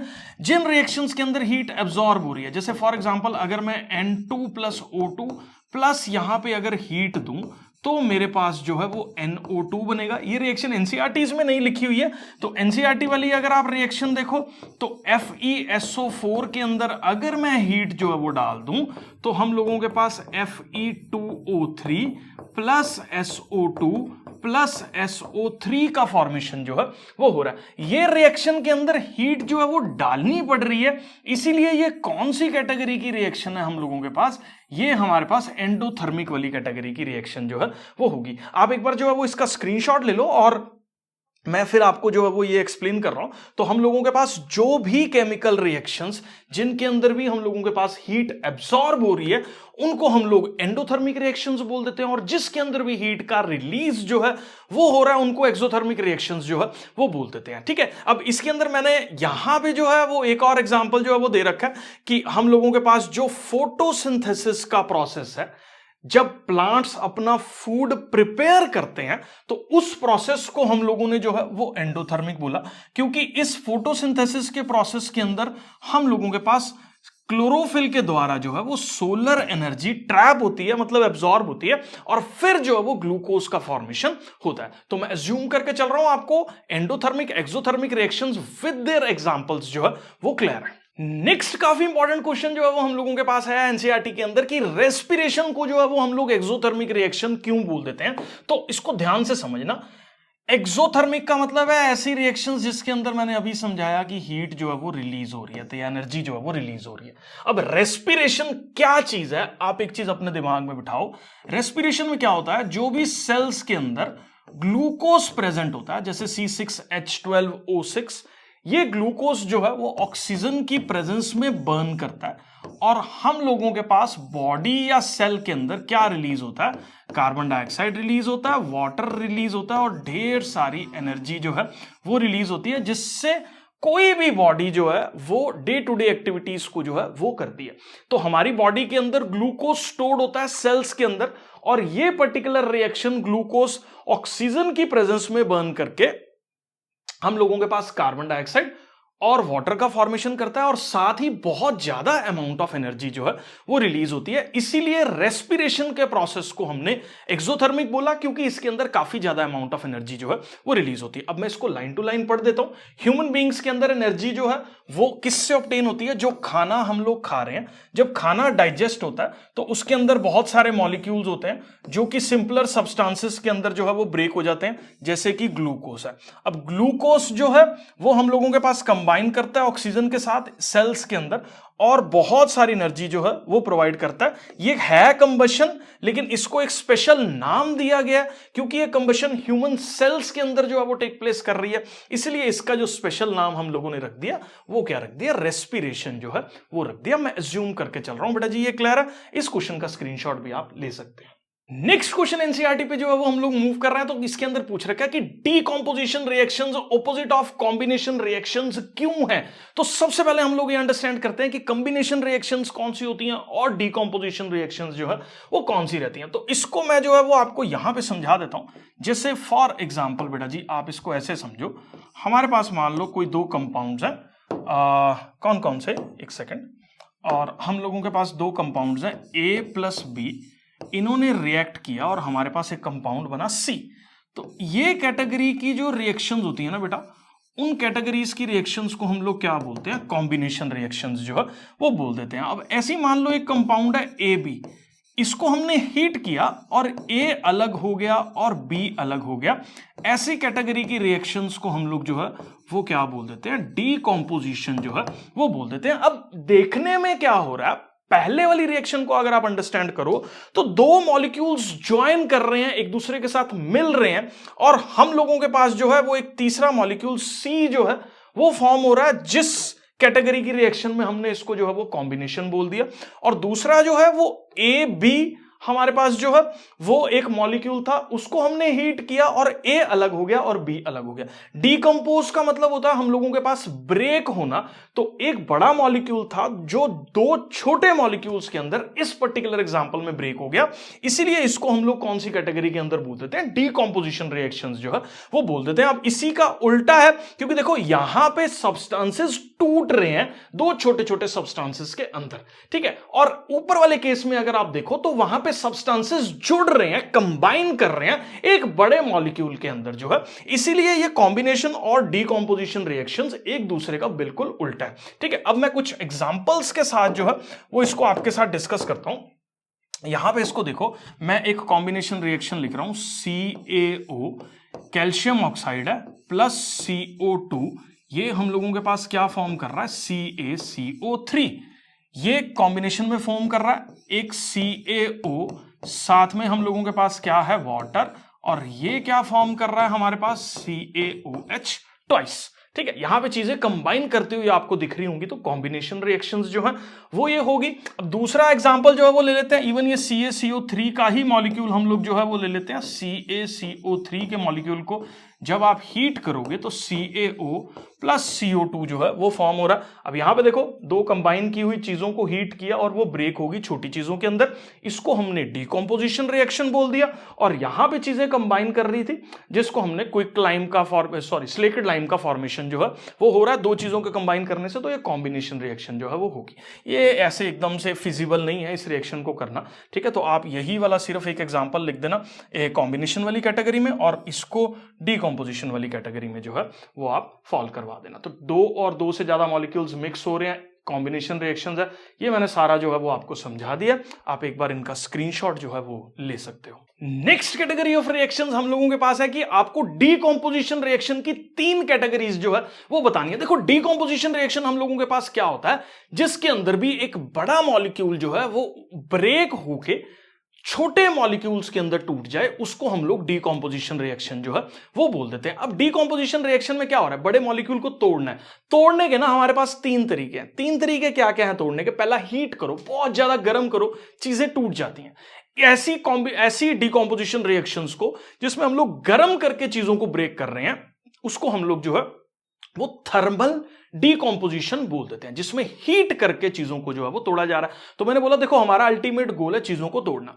दूसरा हमारा है लाइट डाल के भी चीजें जो है वो ब्रेक हो जाती हैं, तो जिसको हम लोग फोटो डीकॉम्पोजिशन जो है वो बोल देते हैं। मतलब सनलाइट की प्रेजेंस में या लाइट की प्रेजेंस में जो है वो कंपाउंड्स ब्रेक होके छोटे और कंपाउंड्स के अंदर जो है वो टूट जाते हैं, क्योंकि लाइट के अंदर भी काफी सारी एनर्जी जो है वो रहती है। तीसरा जो तोड़ने का तरीका रहता है, बिजली डाल के, इलेक्ट्रिसिटी डाल के जो है वो चीजों को हम लोग ब्रेक कर सकते हैं। तो हमारे पास तीन कैटेगरीज ऑफ डीकॉम्पोजिशन रिएक्शन होगी। पहली, हीट करके, जिसको हमने थर्मल डीकॉम्पोजिशन बोल दिया। दूसरा, लाइट की प्रेजेंस में, जिसको हमने फोटो डीकॉम्पोजिशन बोल दिया। और तीसरा हम लोगों के पास इलेक्ट्रिसिटी डाल के, जिसको इलेक्ट्रोलिटिक डीकॉम्पोजिशन जो है वो हम लोग बोल देते हैं। अभी इन तीनों डीकॉम्पोजिशन का एग्जाम्पल जो है वो मैं आपके साथ डिस्कस करने वाला हूं। तो यहां पे देखो, सबसे पहली कैटेगरी थर्मल डीकॉम्पोजिशन है, जिसमें हीटिंग करके कर रहे हैं। तो ये रिएक्शन देखो, लेड नाइट्रेट है। मैं एक बार यहां पे फिर से लिख देता हूं। लेड नाइट्रेट का फॉर्मूला है हमारे पास PbNO3 ट्वाइस। इसको हमने क्या किया, हीट किया। ये क्या बना, PbO प्लस साथ में बना क्या, NO2 प्लस साथ में बना क्या हम लोगों के पास, ये यहां पे जो है वो हम लोगों के पास क्या बन जाएगा, O2 जो है वो बन जाएगा। तो लेड नाइट्रेट को हीट करो तो क्या बनेगा, PbO plus NO2 plus O2। और बड़ी खास बात है NO2 के बारे में, कोड़ी नहीं तेरे ब्राउन रंग ने, ब्राउन रंग की गैस जो है ये हम लोगों के पास होती है। तो इसका कलर जो है वो हम लोगों के पास क्या रहता है, ब्राउन कलर की गैस जो है वो ये रहती है। काफी इंपॉर्टेंट रहते हैं कलर्स, और ये बैलेंस किस तरीके से करनी है वो यहाँ पे मैंने लिखा हुआ है, तो आप, मैं ज्यूम कर रहा हूं, आप समझ सकते हैं। नेक्स्ट जो इसके अंदर हम लोगों को केमिकल रिएक्शन पढ़नी है वो है हमारे पास photo decomposition. Photo decomposition reaction को भी मैं यहां पे लिख रहा हूं, AgCl सिल्वर क्लोराइड का मॉलिक्यूल है। इसके अंदर अगर हम लोग जो है वो सनलाइट डाल दें, ठीक है, सनलाइट डाल दें, तो हम लोगों के पास क्या होता है, Ag जो है वो अलग हो जाता है और क्लोरीन जो है वो गैस अलग से रिलीज हो जाती है। अब इसको ध्यान से समझना, कई बार ये क्वेश्चन दूसरे वे में भी पूछा जाता है कि why silver chloride should be stored in dark bottles. Silver chloride को डार्क बॉटल्स में क्यों स्टोर करना चाहिए? क्योंकि सिल्वर क्लोराइड एक ऐसा मॉलिक्यूल है जिसके ऊपर अगर लाइट पड़ेगी तो सिल्वर अलग हो जाएगा, क्लोरीन गैस जो है वो अलग रिलीज हो जाएगी, हमारा मॉलिक्यूल पूरा जो है वो खराब हो जाएगा। इसीलिए उसको डार्क बॉटल्स में स्टोर करते हैं, ताकि उस मॉलिक्यूल के अंदर जो है वो लाइट ना पड़े, क्योंकि वो मॉलिक्यूल फोटो सेंसिटिव है। लाइट की प्रेजेंस में रिएक्शंस जो है वो डीकॉम्पोजिशन शो करता है, इसीलिए हम लोगों के पास जो है ये फोटो डिकम्पोजिशन वाली कैटेगरी जो है वो हो जाती है। उसके बाद बेटा जी हम लोगों के पास कौन सी कैटेगरी की केमिकल रिएक्शन जो है वो हम लोग पढ़ने वाले हैं, इलेक्ट्रोलिटिक डिकम्पोजिशन, जिसमें हम लोग इलेक्ट्रिसिटी डाल के जो है वो चीजें ब्रेक कर रहे हैं। अब इलेक्ट्रिसिटी डाल के चीजें कैसे ब्रेक होती हैं, हमने वाटर का जो है वो मॉलिक्यूल लिया, वाटर के मॉलिक्यूल से इलेक्ट्रिसिटी जो है वो पास की, और इलेक्ट्रिसिटी पास करने से वाटर H2 अलग कर देता है और O2 जो है वो हम लोगों के पास अलग कर देता है। अब H2O2 का अलग होना इलेक्ट्रिसिटी को डाल के वाटर के अंदर जो है, इसको हम लोग कौन सी रिएक्शन जो है वो बोल देते हैं, इलेक्ट्रोलिटिक डीकॉम्पोजिशन जो है वो बोल देते हैं। मैं अज्यूम करके चल रहा हूं बेटा जी, ये पर्टिकुलर क्वेश्चन क्लियर है, आप लोग जो है वो स्क्रीनशॉट ले सकते हैं। सारा कुछ जो है वो मैंने स्क्रीन के ऊपर ही मेंशन कर रखा है। नेक्स्ट क्वेश्चन पे जो बेटा जी हम लोग मूव कर रहे हैं, तो हम लोगों के पास क्या पूछा हुआ, डिफरेंस क्या होता है डिस्प्लेसमेंट में और डबल डिस्प्लेसमेंट रिएक्शन के अंदर। बहुत ही सिंपल सवाल है। अब आप इस चीज को ऐसे अंडरस्टैंड करो, मान लीजिए हमारे पास एक सॉल्ट सॉल्यूशन है, जिसको मैंने कॉपर सल्फेट जो है वो ले लिया, और इसके अंदर मैंने जो है वो आयरन डाला। आयरन जैसे ही मैं इसके अंदर डालूंगा तो होगा क्या, आयरन जो है कॉपर को हटा के इसकी जगह खुद लग जाएगा। तो हमारे पास क्या बनेगा, FeSO4, और साथ में कॉपर का फॉर्मेशन होगा।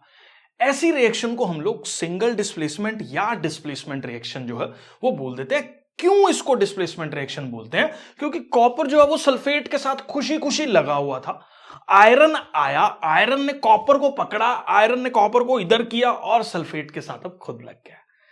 क्योंकि आयरन ने कॉपर को सब्स्टिट्यूट कर दिया, हटा दिया उसकी जगह से, और खुद उस पॉइंट पे जो है वो अटैच हो गया, इसीलिए ऐसी रिएक्शंस को हम लोग जो है वो क्या बोल देते हैं, डिस्प्लेसमेंट रिएक्शंस जो है वो बोल देते हैं। तो आप एक चीज अपने दिमाग में बिठा लो कि कोई भी जो ज्यादा रिएक्टिव मेटल है ना, वो कम रिएक्टिव वाले मेटल को कुछ नहीं समझता, कोई औकात नहीं है, धेले की औकात नहीं है उसकी। और वो क्या कहता है, भैया पीछे हट, मैं उसकी जगह जो है वो लगूंगा। मतलब ज्यादा रिएक्टिव एलिमेंट जो है वो ओवर पावर करने की कोशिश करता है और उसको हटा के खुद जो है वो अटैचमेंट जो है वो करता है। और ऐसी रिएक्शंस को हम लोग जो है वो डिस्प्लेसमेंट रिएक्शंस बोल देते हैं। ठीक है, तो हमारे पास पूरी की पूरी रिएक्टिविटी सीरीज है जो आपको जो है वो लर्न करनी पड़ेगी, जिसमें एलिमेंट्स जो है वो decreasing order of their reactivities में अरेंज्ड है। जैसे हम लोगों के पास है पोटाशियम सबसे ऊपर है, फिर सोडियम, फिर कैल्शियम, फिर मैग्नीशियम, फिर एल्यूमिनियम।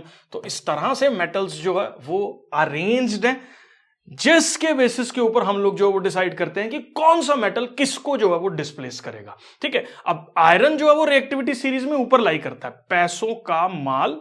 जिंक जो है वो यहां पे आता है, आयरन जो है वो हम लोगों के पास आगे है, फिर यहाँ पे टिन है, फिर हाइड्रोजन है, फिर कॉपर है। ठीक है, अगर आप इसी सीरीज को देखो तो आयरन ऊपर लाई कर रहा है, इसलिए आयरन ज्यादा रिएक्टिव है। आयरन ज्यादा रिएक्टिव है तो उसको नीचे वाले को हटा के उसकी जगह खुद लग जाएगा। तो ऐसी केमिकल रिएक्शंस को हम लोग क्या बोल देते हैं, डिस्प्लेसमेंट रिएक्शंस जो है वो बोल देते हैं। अब हमारे पास एक और कैटेगरी की रिएक्शंस होती हैं, जैसे एक ये कंपाउंड है Na2SO4 और साथ में हम लोगों ने इसके साथ क्या रिएक्ट करवाया, NaCl जो है वो रिएक्ट करवाया। अब इसके अंदर जो है वो क्या देखने को मिला, हमारे पास इसके अंदर बना क्या,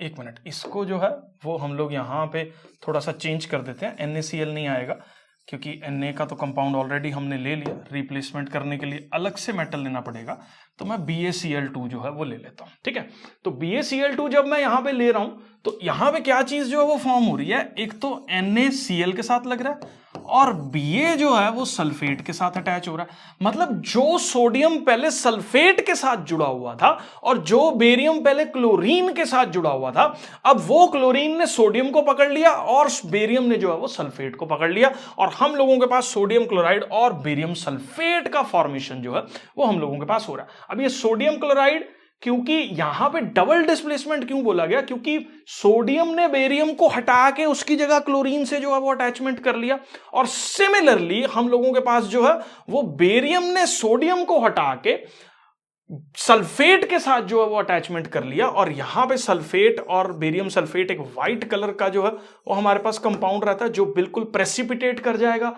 मतलब इनसॉल्युबल अलग से जो है वो निकल जाएगा और जो है वो इसको हम लोग सेपरेट आउट जो है वो कर सकते हैं। तो ऐसी रिएक्शंस जिसमें एक एटम दूसरे के सॉल्ट सॉल्यूशन से उसको हटा रहा है और दूसरे वाला पहले वाले एटम को उसके सॉल्ट सॉल्यूशन से हटाए, तो ऐसी रिएक्शंस को हम लोग जो है वो डबल डिस्प्लेसमेंट रिएक्शंस बोल देते हैं।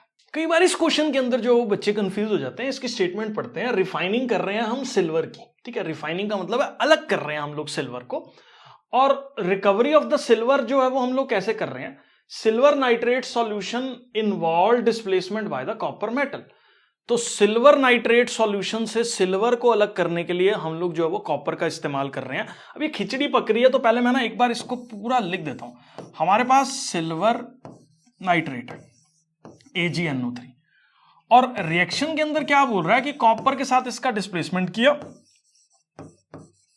CuNO3 ट्वाइस बना और साथ में जो है वो सिल्वर अलग से निकल आया।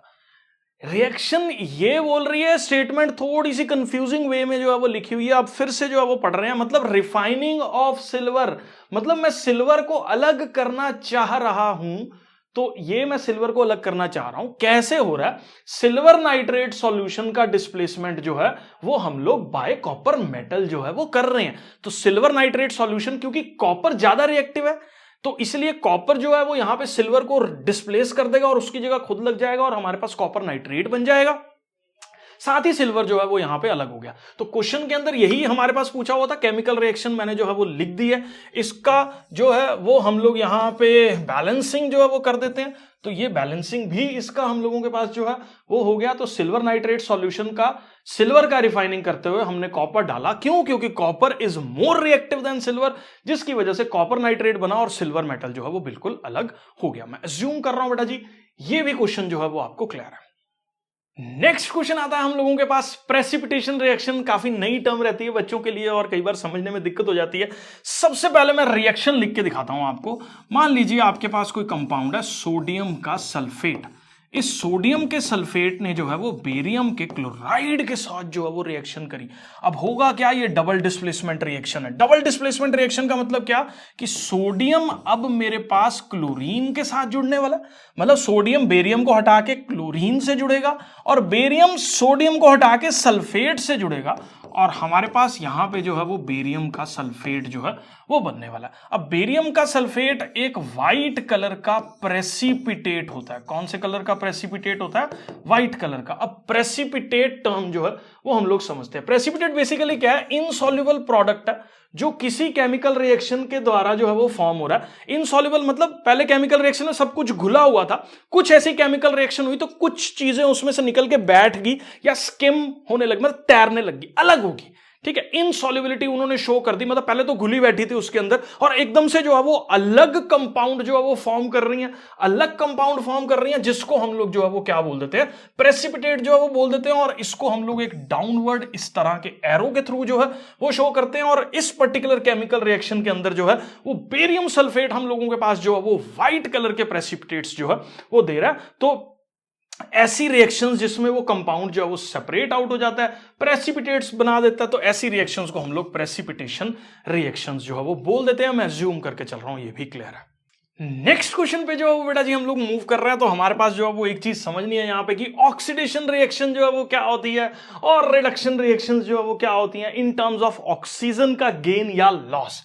बहुत सिंपल है, आप यहां पे समझो इसको। कार्बन को मैंने ऑक्सीजन से रिएक्ट करवाया और हम लोगों के पास जो है वो क्या बना? कार्बन डाइऑक्साइड बनी। यहां पे जो है वो देखने को क्या मिला? हमारे पास गेन हो रहा है। किस चीज का? ऑक्सीजन का। तो इसीलिए ऐसी रिएक्शंस को हम लोग जो है वो क्या बोल देते हैं? ऑक्सीडेशन रिएक्शन जो है वो बोल देते हैं। ऐसी देखो बेटा जी, हम लोगों के पास जिंक था, उसको ऑक्सीजन की प्रेजेंस में मैंने रिएक्ट करवाया और हमारे पास क्या बना? जिंक का ऑक्साइड जो है वो फॉर्म हुआ।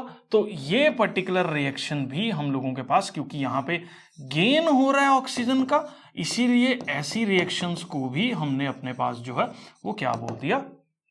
ऑक्सीडेशन रिएक्शंस जो है वो बोल दिया। तो जिन भी केमिकल रिएक्शंस के अंदर ऑक्सीजन का गेन हो रहा है एक सर्टेन एटम के द्वारा, ऐसी केमिकल रिएक्शंस को जो है वो हम लोग अपने पास ऑक्सीडेशन रिएक्शंस जो है वो बोल देते हैं। मैं अज्यूम करके चल रहा हूं ऑक्सीडेशन जो है वो आपको समझ आ गया। तो गेन जो है वो हम लोगों के पास किसका होना? ऑक्सीजन का होना इज ऑक्सीडेशन।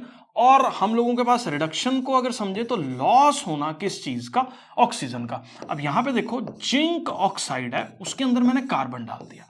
अब यहां पे देखने वाली क्या बात है कि जिंक में चेंज हो गया और कार्बन का मोनोक्साइड फॉर्म हो गया। तो यहां पे अगर आप एक चीज नोटिस करो तो यहां पे जिंक ऑक्साइड ने लूज कर दी ऑक्सीजन, इसीलिए यहां पे हम लोगों के पास क्या देखने को मिला? रिडक्शन जो है वो देखने को मिला, क्योंकि जिंक ऑक्साइड ने ऑक्सीजन को लूज करके जिंक एटम का फॉर्मेशन जो है वो किया। ऐसी केमिकल रिएक्शंस को हम लोग जो है वो रिडक्शन रिएक्शंस जो है वो बोल देते हैं। मैं अज्यूम कर रहा हूं ये क्लियर है और पेपर के अंदर आपको ये कैसे लिखना है वो यहां पे मैं डिस्प्ले कर रहा हूं। नेक्स्ट क्वेश्चन पे हम लोग जो है वो मूव कर रहे हैं। एक शाइनी ब्राउन एलिमेंट है, बहुत शाइनी एलिमेंट जो मेटल है। शाइनी का मतलब वो मेटल है। ब्राउन कौन सा मेटल हम लोगों के पास शाइनी होता है? तो एक चीज याद रखो आप, एक कॉपर ऐसा मेटल है जो हम लोगों के पास ब्राउन कलर का होते हुए साथ में जो है वो शाइनी है। तो ये हम लोगों के पास क्या है? एक ब्राउन है और साथ में हम लोगों के पास क्या है? एक शाइनी मेटल है। ठीक है, और ये मेटल जो है वो किसके साथ रिएक्ट कर रहा है? एयर के साथ रिएक्ट कर रहा है। तो एयर में ये ऑक्सीजन के साथ रिएक्ट करता है और हम लोगों के पास किस चीज का फॉर्मेशन कर रहा है? कॉपर के ऑक्साइड का फॉर्मेशन कर रहा है।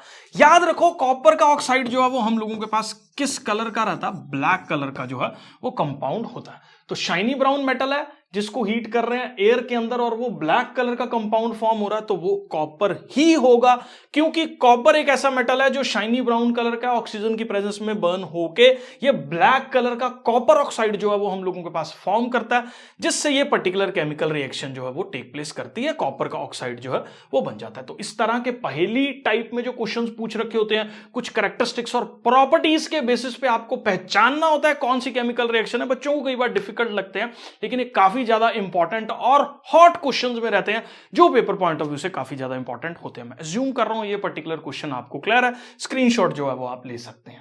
नेक्स्ट क्वेश्चन काफी ज्यादा सिंपल है और छोटा बच्चा भी इसको जो है वो आंसर कर सकता है कि आयरन को जो है वो अपने को पेंट क्यों करना चाहिए। आयरन एक ऐसा मेटल है, थोड़ा सा महंगा होता है और हम लोगों के पास जो है वो उसके अंदर रस्टिंग जो है वो बहुत जल्दी टेक प्लेस करती है, और आयरन जो है वो ऑक्सीजन और वाटर जो भी एनवायरनमेंट के अंदर प्रेजेंट होता है उससे रिएक्ट करके एक हमारे पास कंपाउंड का फॉर्मेशन करता है, जिसका फॉर्मूला हम लोगों के पास जो है वो ये रहता है। और ये फॉर्मूला हमारे पास क्या होता है, रस्ट का फॉर्मूला जो है वो होता है, या कोरोजन के बाद जो बाई प्रोडक्ट निकल के आ रहा है उसका फॉर्मूला जो है वो होता है। तो इतना महंगा मेटल लेके उसके बाद उसको जंग लग जाए, उसकी केयर हम लोग ना कर पाए, तो काफी ज्यादा नुकसान जो है वो देखने को मिलता है। इसलिए हम लोग क्या करते हैं, देखो आयरन रस्ट क्यों कर रहा है, मॉइस्चर आ रहा है उसके ऊपर और ऑक्सीजन आ रही है। तो ये मान लीजिए मेरे पास कोई आयरन मेटल का पीस है, मैं चाहता हूं इसके ऊपर मॉइस्चर और बाकी चीजें जो है वो ना आए, तो मैं सिंपली अगर एक काम करूं कि भैया इसको पेंट ही कर दूं यहां से, ताकि इसका जो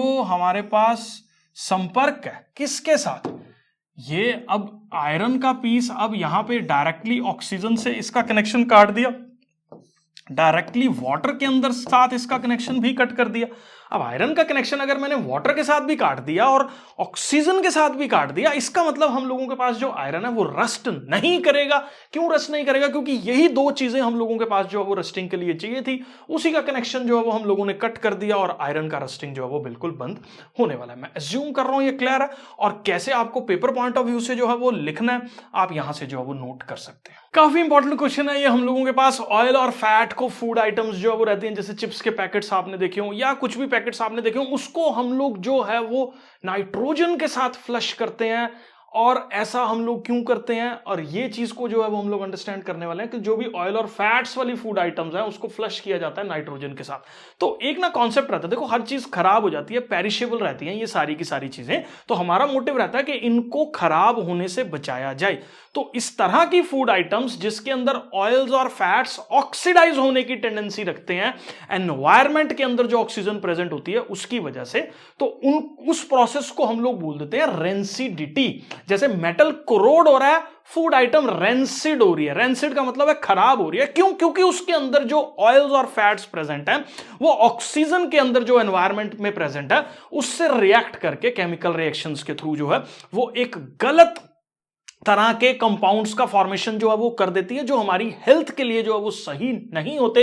तो इसलिए उस चीज को रोकना जो है वो बहुत ज्यादा जरूरी है। कार्सिनोजेनियस जो है वो चीजें रहती हैं, कैंसरस हो जाती हैं। तो इसलिए इसको प्रिवेंट करने के लिए हम लोग क्या करते हैं, नाइट्रोजन से जो है वो चीजों को फ्लश कर देते हैं।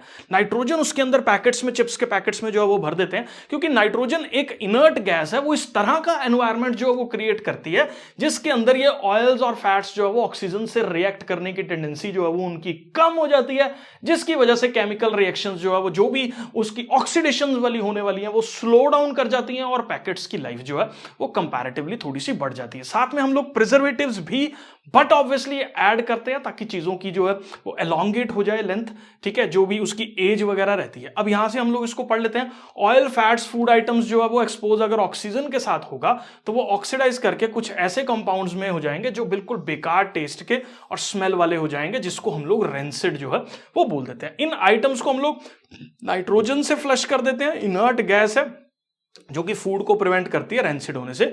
लेज के चिप्स को अगर नाइट्रोजन के साथ फ्लश करो तो वो रेंसिडिटी को जो है वो प्रिवेंट कर देते हैं। मैं अज्यूम करके चल रहा हूं ये पर्टिकुलर क्वेश्चन जो है वो आपको क्लियर है, स्क्रीनशॉट इसका आप ले सकते हैं। एनसीईआरटी का लास्ट क्वेश्चन है बैक एक्सरसाइज का, और इसको हम लोग जो है वो समझ लेते हैं। बहुत सिंपल टर्म्स है, और रेंसिडिटी तो मैंने अभी जो है वो आप लोगों को समझाई है कि रेंसिडिटी का मतलब है कि फूड आइटम्स का खराब हो जाना ऑक्सीडेशंस की वजह से, जो भी उसके अंदर ऑयल्स और फैट्स जो है वो प्रेजेंट है, जिससे उसकी टेस्ट बदल जाता है, स्मेल जो है वो खराब हो जाती है और वो फूड जो है वो अनफिट हो जाता है खाने के लिए इसी चीज को हम लोग जो है वो रेंसिडिटी बोल देते हैं। ठीक है, पहले इसी को डिस्कस कर लेते हैं, क्योंकि यहां पे मैंने जो है वो सारा यहां पे लिखा हुआ है कि जो भी ऑयल्स और फैट्स हैं वो ऑक्सीडाइज हो रहे हैं, स्मेल बदल रही है और सब कुछ जो है वो चेंजेस आ रहे हैं। तो इसी फूड को स्लो डाउन करने के लिए रेंसिडिटी को या तो हम लोग नाइट्रोजन से फ्लश आउट कर रहे हैं, इस चीज को मैं आपको समझा चुका हूं, या उनको एयर टाइट कंटेनर्स के अंदर जो है वो हम लोग फिट कर रहे हैं, या उसके अंदर कुछ प्रिजर्वेटिव्स जो है वो डाल रहे हैं, जिसकी वजह से हम लोग रेंसिडिटी को जो है वो प्रिवेंट कर सकते हैं। ठीक है, कुछ हमारे पास जैसे अचार है, ठीक है, आम का अचार में हम लोग मस्टर्ड ऑयल, सरसों का तेल जो है वो डाल देते हैं, या नींबू के अचार को सुखा के अच्छे से जो है वो उसके अंदर हम लोग सॉल्ट्स और शुगर डाल देते हैं, जो कुछ हद तक जो है वो रेंसिड होने से चीजों को बचाता है। मैं ज्यूम कर रहा हूं, क्लियर है। उसके बाद एक और टर्म हम लोग जो है वो अंडरस्टैंड करते हैं कि कोरोजन जो है वो क्या होता है। अब ये कोरोजन बहुत सिंपल टर्म है, मेटल्स का खराब हो जाना, क्योंकि मेटल्स रिएक्टिव होते हैं और हम लोगों के पास जो नेचर है उसके अंदर एनवायरनमेंट में काफी सारी ऐसी गैसेस जो है वो प्रेजेंट है जो उनसे डायरेक्टली रिएक्ट करके उनको जो है वो खराब कर देती हैं। ठीक है, कुछ एग्जांपल्स एक मैं आपके साथ यहां पे डिस्कस कर लेता हूं।